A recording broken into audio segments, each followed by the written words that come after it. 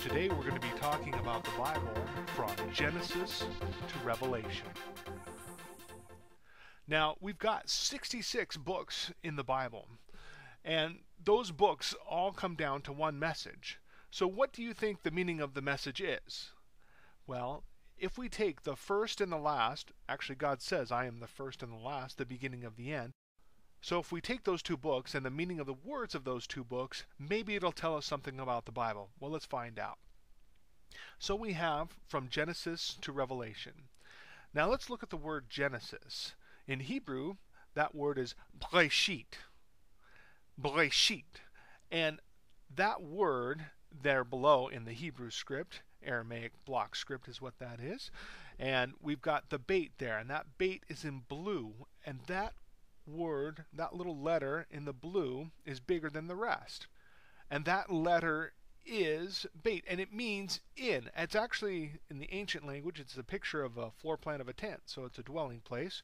And so if you're in the tent, then you are inside of something.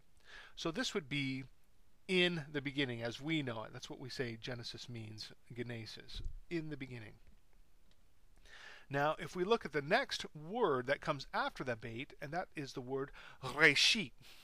Now, the word Reshit means the head, supreme, or foremost, because it comes at the first. It is the first thing, which is the most important thing, which is the head.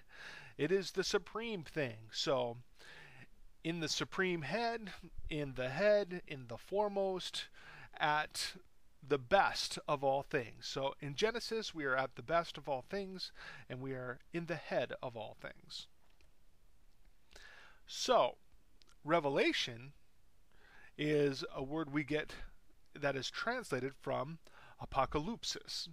Now, the reason we don't have the apocalypse of John is because that doesn't really make sense in English, because apocalypse has come to mean something different than what the word revelation means. So those words are different. But in the ancient Greek, that is an actual translation of the word apocalypsis.